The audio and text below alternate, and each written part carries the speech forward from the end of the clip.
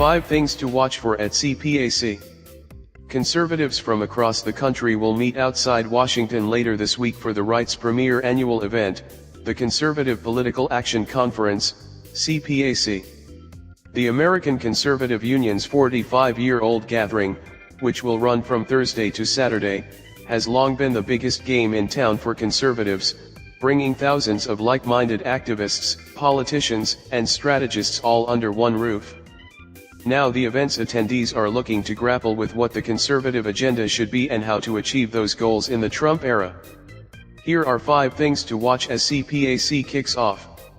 Will CPAC become a rally for the Second Amendment? CPAC organizers say they're trying to be respectful of the victims of last week's deadly high school shooting in Parkland, FLA. But they also know their audience, fervent defenders of the Second Amendment. Organizers will have to walk a tightrope at this year's conference, ensuring that gun rights advocates have a platform to voice opposition to gun control even amid a growing national discussion about gun violence.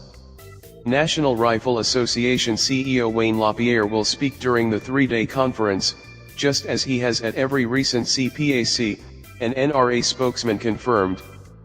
But CPAC organizers kept LaPierre's name off the schedule of speakers that was published at the start of the week. While CPAC hasn't said why, obscuring when he speaks would make it harder for pro-gun control activists to protest the speech. It's unclear at this point when exactly LaPierre will take the stage. But the conference is coinciding with a number of anti-gun violence protests around the country, from Florida to Washington, D.C. On Wednesday, high school students in Maryland walked out of class and marched to the U.S. Capitol to demand Congress act on gun control measures. Representative Mark Meadows, RN.C., the chairman of the conservative House Freedom Caucus and a CPAC speaker scheduled to take the stage just before President Trump, said he believes attendees do want to find ways to stop violence in schools. I think the majority of the people I talk to are in a very somber mood and want to take the appropriate actions that will help our students learn in a safe environment, Meadows told The Hill. How much will conservatives attack the special counsel investigation? The CPAC schedule is filled with events aimed at special counsel Robert Mueller's investigation into the Trump campaign and Russia. There's a Thursday session titled What You Don't Know About the Dirty Dossier, Trump and Russia, where attendees can hear from conservative writer Stephen J. Allen about how the Russia probe remains unsubstantiated.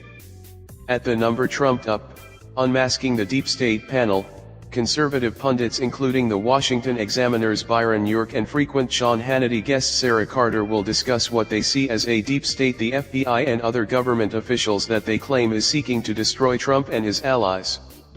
The panel will be followed by a speech by House Intelligence Committee Chairman Devin Nunes, R. California, a Trump loyalist whose team authored a now infamous GOP memo that Democrats view as a blatant effort to undermine Mueller's Russia probe. CPAC attendees will also hear from a host of other Trump defenders who've railed on cable TV against the Russia probe, including former White House aide Sebastian Gorka, Eric Trump, and prominent conservative media figures Hannity and Mark Levin. Judge Jeanine Pirro, a close Trump friend who's used her show on Fox News to attack Mueller, will be the keynote speaker during the Ronald Reagan dinner on Saturday night. Robert Mueller is looking for people with an agenda against Donald Trump. Robert Mueller is the person who should be being investigated, Pirro told Hannity last week on Fox. What do conservatives want to see in the midterm elections?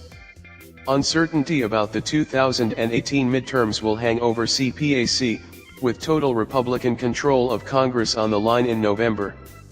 Republicans need to maximize turnout among their activist base in the fall if they're going to keep up with a newly energized Democratic grassroots. But the party also needs to find a way to shore up its standing with independents, who polls show have been turned off by Trump and the GOP legislative agenda. Expect a healthy dose of praise at CPAC for the GOP's recent tax reform plan. Republicans believe that legislation holds the ticket to stemming any anti-Trump exodus from the party and keeping moderates who see their paychecks going up on their side.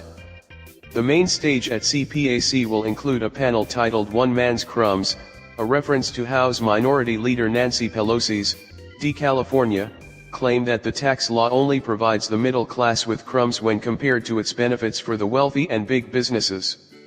Republicans have been eager to seize on the crumbs remark as proof that Pelosi and other Democrats are out of touch.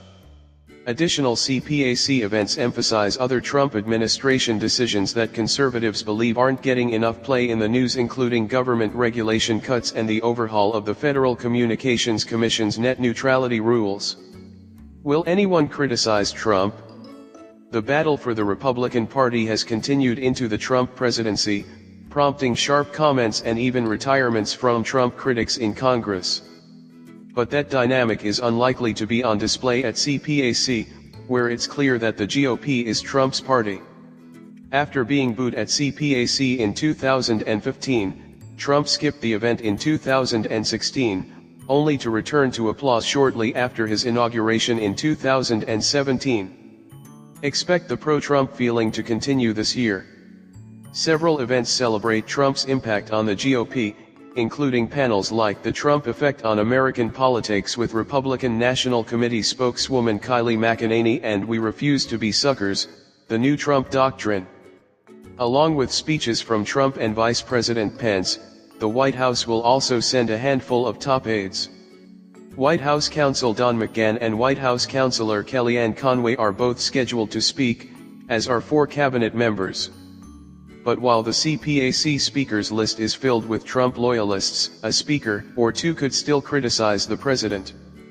How does CPAC react to far-right French politician Marine Le Pen? The most interesting news around CPAC often surrounds who's invited and who's not. Religious conservatives and gay Republicans once regularly clashed over whether gay GOP groups should be invited, while conservative British provocateur Milo Yiannopoulos lost a planned CPAC keynote last year after some apparently positive comments about pedophilia from Yiannopoulos resurfaced. This year, an appearance by French politician Maréchal Le Pen has sparked outcry. Maréchal Le Pen is the granddaughter of Jean-Marie Le Pen, the founder of the hard-right French nationalist party National Front.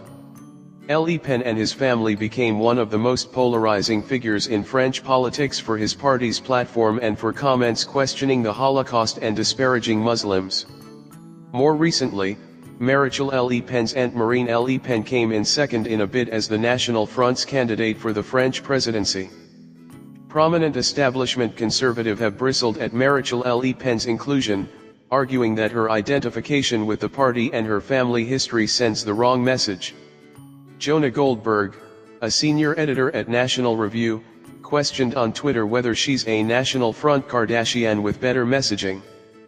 But Matt Schlapp, whose organization runs CPAC, has defended Maréchal Le Pen, arguing on Twitter that she has moved away from the politics of her forebears.